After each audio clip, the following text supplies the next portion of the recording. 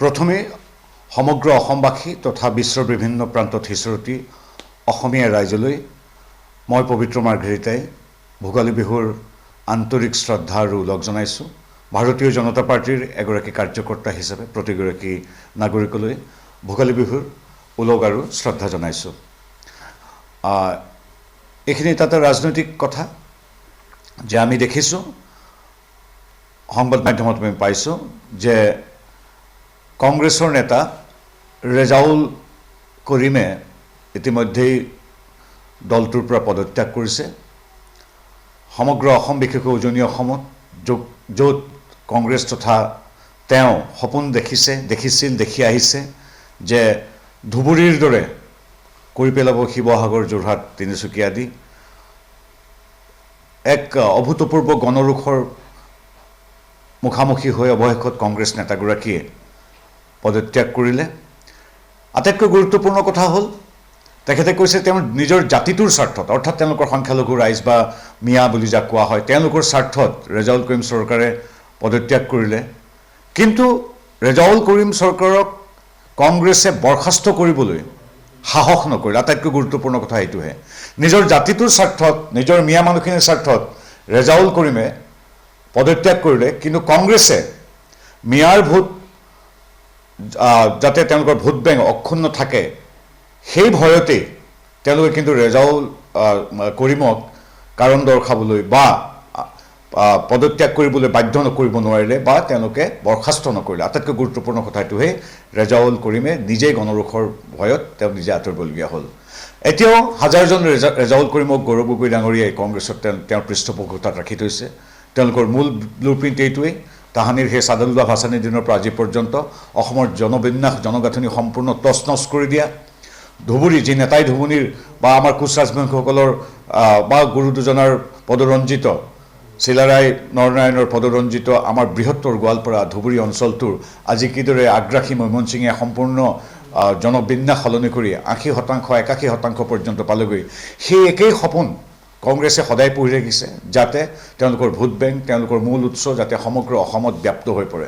আৰু তাৰ এক স্বীকাৰোক্তি সিদিনাখন ৰেজাউল কৰিমৰ ভাষ্যত প্ৰকাশ পাইছিল। সমগ্ৰ অসমৰ ৰাইজে ইয়াক বিৰোধিতা কৰিলে, জাতি ধৰ্ম বৰ্ণ নিৰ্বিশেষে, ৰাজনৈতিক দৰ্শন নিৰ্বিশেষে কংগ্ৰেছ তথা তেওঁলোকৰ যি ব্লু প্ৰিণ্ট, তেওঁলোকৰ যি চক্ৰান্ত, সেই চক্ৰান্তৰ বিৰুদ্ধে একত্ৰিত হৈ থিয় দিয়াৰ ফলতেই ৰেজাউল কৰিমে বাধ্য হ'ল কংগ্ৰেছৰ পৰা পদত্যাগ কৰিবলৈ। কিন্তু কংগ্ৰেছে, পুনৰবাৰ কৈছোঁ, কংগ্ৰেছে কিন্তু তেওঁক বৰখাস্ত কৰিবলৈ সাহস নকৰিলে। আৰু এইখিনিতে সকলোৱে জানে যে প্ৰাণিধানযোগ্য যে এনেধৰণৰ ৰেজাউল কৰিম কংগ্ৰেছত এতিয়াও শত সহস্ৰ আছে, যাৰ মূল পৃষ্ঠপোষক হ'ল গৌৰৱ গগৈ। গৌৰৱ গগৈ মৌনভাৱে সিদিনাখন সন্মতি দিছিল। ৰেজাউল কৰিম যিমান দোষী, শিৱসাগৰ, যোৰহাট বা তিনিচুকীয়াক ধুবুৰীৰ দৰে কৰি পেলাম বুলি কোৱা ৰেজাউল কৰিম যিদৰে দোষী, সমান দোষী আচলতে তাক মৌনতাৰে সন্মতি জনোৱা গৌৰৱ গগৈ ডাঙৰীয়া। গতিকে এতিয়াও চাপৰিলে মেঘ নাটৰে। গতিকে গৌৰৱ গগৈ এই কথাটোৰ পৰা পলাই ফুৰিলে নহ'ব। তেওঁ স্বীকাৰ কৰিব লাগিব যে হয়, কংগ্ৰেছ দল ৰেজাউল কৰিম বা তেখেতৰ ভুল হৈছে, তেখেতে ক্ষমা খোজা উচিত অসমবাসীৰ ওচৰত যে আমাৰ এই যি ভুল হ'ল, এই ভুলৰ পৰা আমি ভুলৰ বাবে আমি ক্ষমা বিচাৰিছোঁ। আৰু তেওঁলোকে কওক, আমি যিদৰে আমাৰ যিদৰে স্থিতি স্পষ্ট, তেওঁলোকে কওক যে আমি মিয়াক তোষণ নকৰোঁ, মিয়াক আমি এপিজমেণ্ট নকৰোঁ। কিন্তু সেই কাম কৰিবলৈ সাহস নাই। তাৰ প্ৰমাণ হ'ল ৰেজাউল কৰিমক তেওঁ স্পৰ্শই কৰিব নোৱাৰিলে, কংগ্ৰেছে স্পৰ্শই কৰিব নোৱাৰিলে। বৰঞ্চ ৰেজাউল কৰিমহে নিজৰ জাতি অৰ্থাৎ মিয়াৰ প্ৰতি তেখেতে সন্মান জনাই তেখেতে পদত্যাগ কৰিলে। গতিকে পুনৰবাৰ আমি কৈছোঁ যে কংগ্ৰেছে স্বীকাৰ কৰক তেওঁলোকৰ ভুল হৈছিল, তেওঁলোকে স্বীকাৰ কৰক যে আমি যি আমাৰ যি চক্ৰান্ত, আমাৰ যি ব্লু প্ৰিণ্ট, সেয়া আমাৰ ধৰা পৰি গ'ল, যে আমি উজনি অসমখনক এতিয়া ধুবুৰীৰ দৰে কৰিব বিচাৰিছোঁ। গতিকে এই বিহুৰ দিনা পুনৰবাৰ কংগ্ৰেছ তথা গৌৰৱ গগৈ ডাঙৰীয়াক ক'ব বিচাৰিছোঁ যে আপোনালোকে এতিয়া সময় আছে, ক্ষমা খোজক। আপোনালোকৰ চৰিত্ৰ উন্মোচন হৈ গ'ল, হয়তো জনতা জনাৰ্দনে আপোনালোকে ক্ষমা কৰি দিব পাৰে। সেইখিনি ক'বলগীয়া আছে। মূলতে এটাই কথা যে ৰেজাউল কৰিমেহে পদত্যাগ কৰিলে, কংগ্ৰেছে তেওঁক স্পৰ্শ কৰিবলৈ, বৰখাস্ত কৰিবলৈ সাহস নকৰিলে, জানোচা তেওঁলোকৰ মিয়া ভোট বেংকত সামান্যতমো আচৰ পৰে।